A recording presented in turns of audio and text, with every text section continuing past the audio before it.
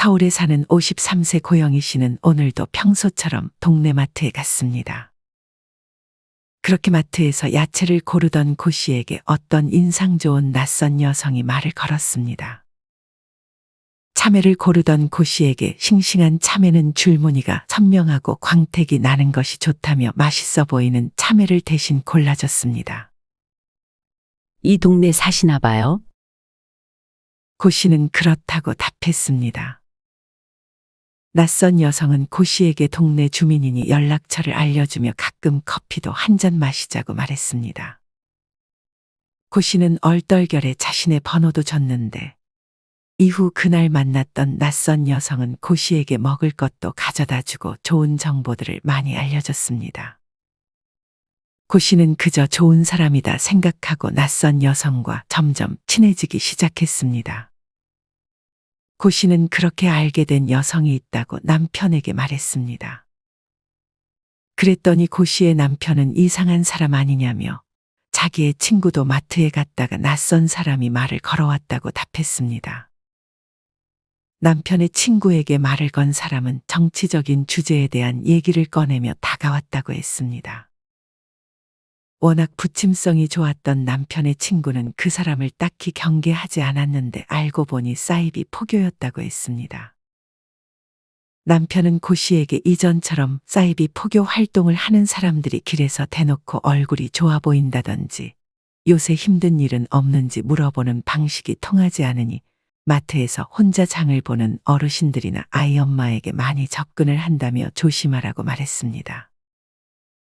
고 씨도 최근부터 그 지인이 자꾸만 종교 얘기를 꺼내거나 모르는 지인들을 하나둘 불러대니 불편해서 그냥 연락처를 차단해버렸습니다. 고 씨도 혹시 몰라 알아보니 정말 남편 말대로 마트에서 혼자 장 보는 사람들에게 말을 걸며 사이비 포교 활동을 한다는 것을 알았습니다. 고 씨는 앞으로 절대 인상이 좋아 보이는 사람이라 하더라도 번호를 주지 않겠다고 다짐했습니다. 고 씨처럼 딱히 금전적인 피해를 보지 않으면 다행이지만 모두가 이렇게 사이비 포교 활동을 하는 사람으로부터 쉽게 빠져나오는 것은 아닙니다. 수원에 사는 56세 김윤희 씨는 평소 당근마켓을 통해 중고로 물건을 사고 파는 것을 즐겨 했습니다. 집에서 쓰지 않는 물건들을 비우면서 돈까지 받을 수 있었고 필요한 게 생기면 비싸게 새 것을 사는 것이 아니라 싼 가격에 얻어올 수 있는 것이 좋았습니다.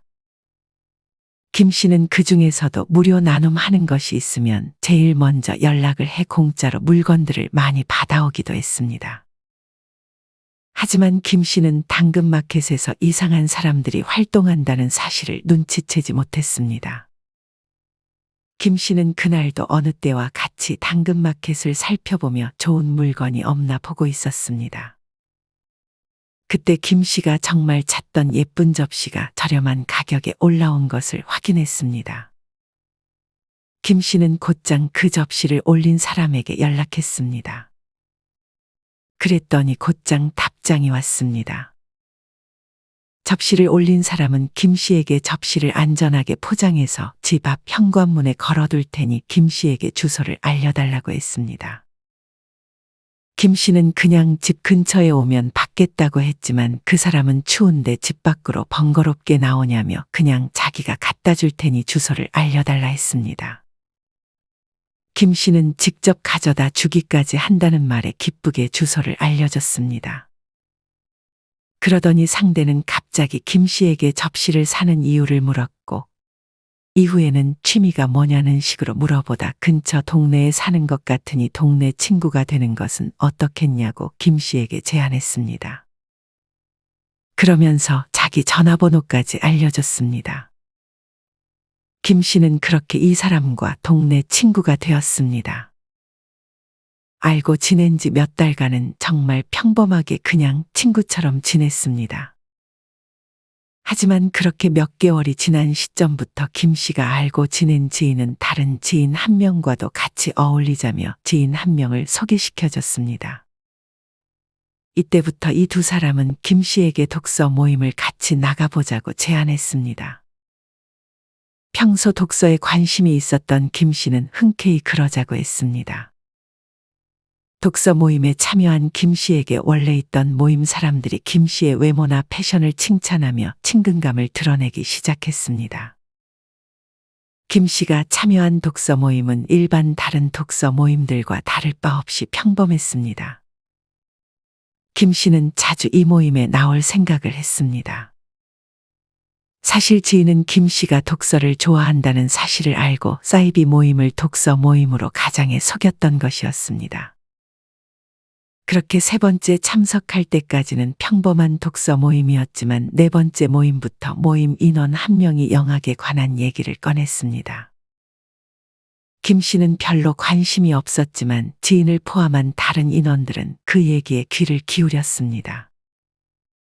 김 씨는 2시간 동안을 음양오행, 제사에 관한 설명을 들었습니다. 들어보니 김 씨도 어느 순간 그 얘기에 빠져 있었습니다. 그러다 제사는 명당 자리에 가서 지내야 한다며 같이 가보자고 모임장이 김 씨를 데려갔습니다. 모임 사람들은 김 씨에게 제사를 지내게 한 후 제사 명목의 돈을 김 씨에게 요구했습니다. 지인은 김 씨에게 많은 돈을 낼 필요 없다며 김 씨를 달랬습니다. 김 씨는 그래도 정성스럽게 자기를 위해서 힘써준 것이라 생각해 교회에 헌금을 한다는 생각으로 10만 원을 냈습니다.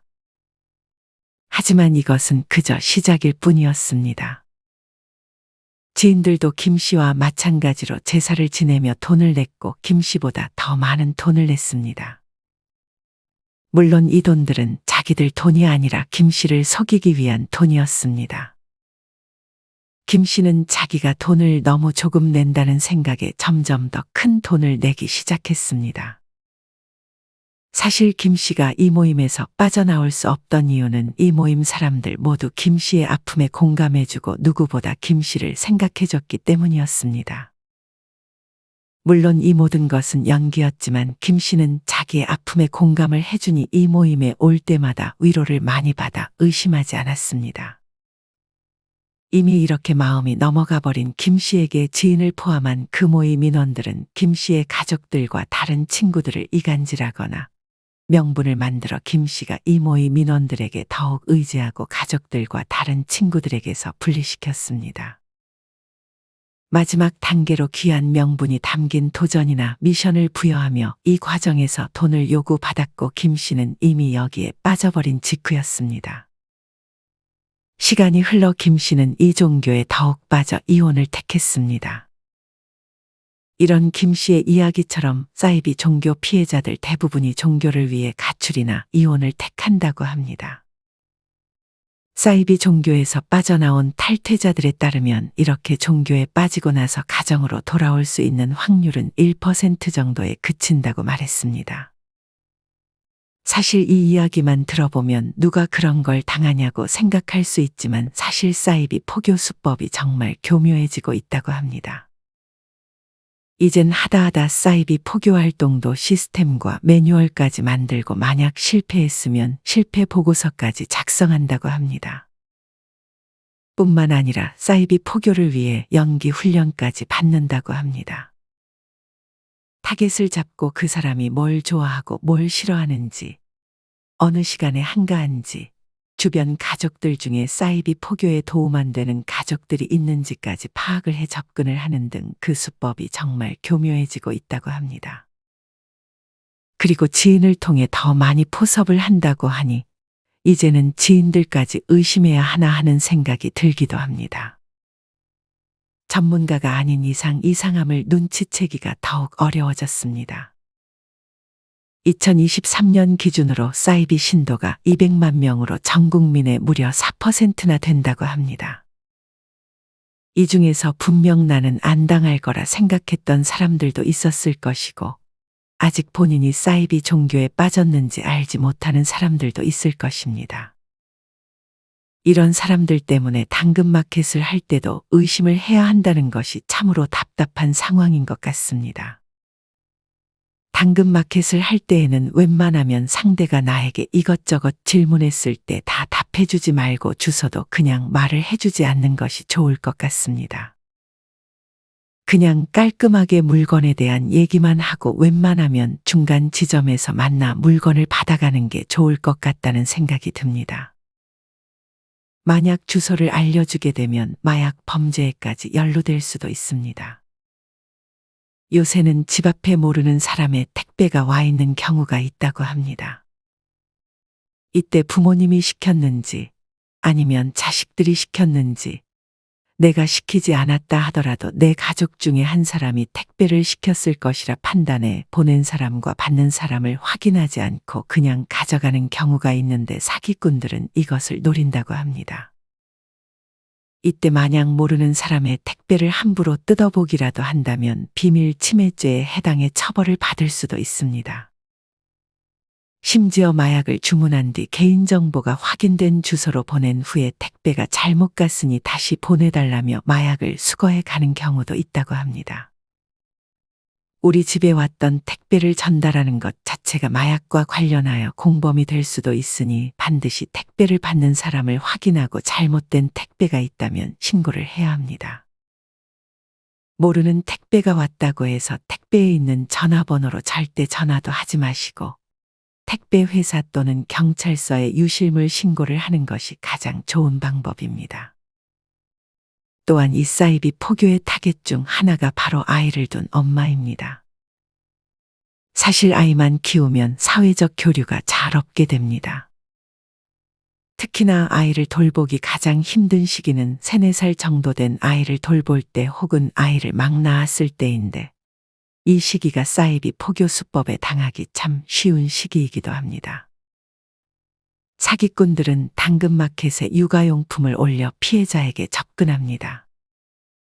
육아용품을 구매하려는 것은 당연히 아이를 둔 엄마일 가능성이 높기 때문에 사기꾼들은 아이 키우느라 힘들지 않냐는 말로 공감대를 형성합니다. 그러면서 자기가 육아용품을 공짜로 나눠주겠다며 친하게 지내자고 다가오는 사람들이 있습니다. 이미 피해자는 아이 키우느라 정신적으로 힘든 상태이기 때문에 그렇게 다가오는 사람을 쉽게 뿌리칠 수 없게 됩니다. 그리고 당연히 이 사기꾼은 실제 애기 엄마가 아니라 애기 엄마 역할을 하는 사기꾼들의 한 팀원에 불과했습니다. 힘든 시기일수록 더더욱 처음부터 자주 연락하는 사람들은 조심해야 합니다.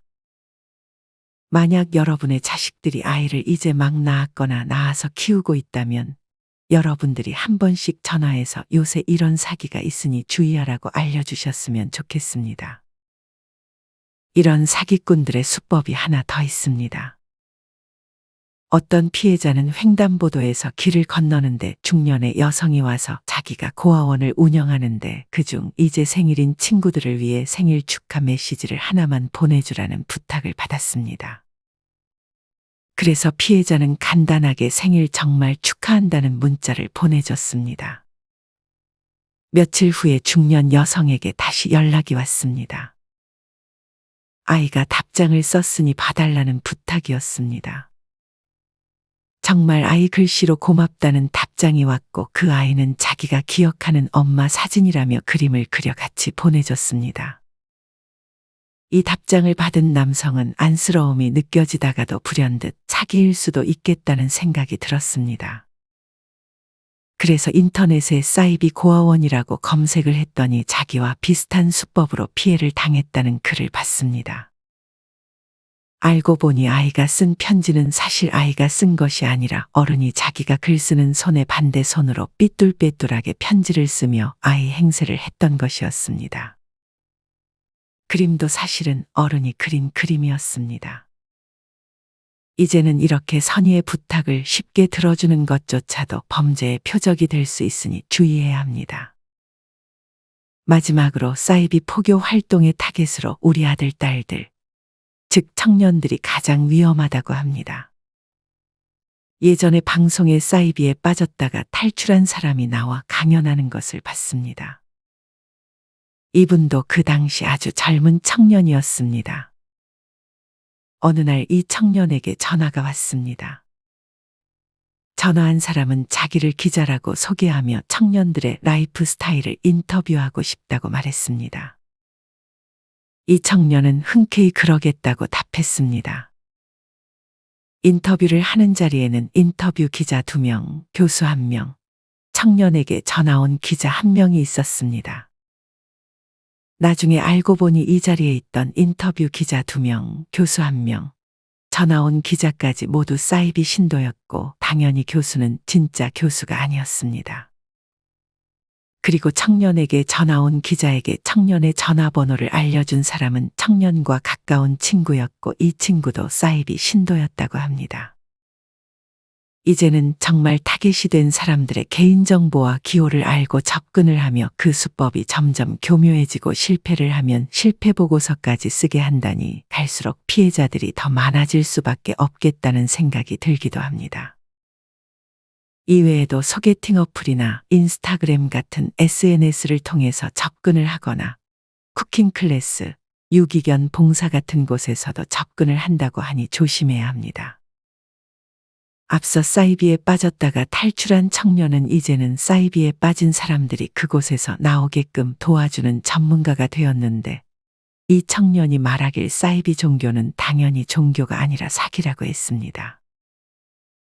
사기를 치려고 선택한 방식이 사이비 종교일 뿐이라며 말이죠. 사실 모르는 사람이 친한 척 접근하는 것은 무서운 일이라고 생각해야 하고 처음 보는 사람은 경계해서 나쁠 것이 없습니다. 거기다 갑자기 개인정보를 물어본다면 그 사람은 나랑 친해지려는 목적이 아니라 나를 만만한 상대로 보고 돈을 뜯어내려고 속으로 마음먹고 있을 수 있습니다. 이런 포교 활동도 이제는 먼저 밝히고 하지 않으면 처벌하는 법이 만들어져야 합니다. 이렇게 하지 않으면 정말 순수하게 만나는 만남들도 다 의심하게 될 수밖에 없습니다. 이제는 사우나에도 다이소에도 어떤 장소에서건 사이비 포교를 하려는 사기꾼들이 돌아다니기 때문에 이런 행동은 범죄 행위로 처벌되어야 할 것입니다. 여러분은 최근에 이렇게 누군가 친한 척하며 다가온 경험이 있으신가요? 앞으로 이런 경험이 있을 때마다 반드시 경계하고 우리 아들, 딸들에게도 만나면 한 번씩 조심하라고 말을 해주면 좋을 것 같습니다. 이상으로 오늘의 영상을 마치겠습니다. 우리 모든 구독자분들의 행복한 여생을 응원합니다.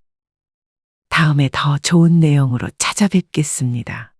감사합니다.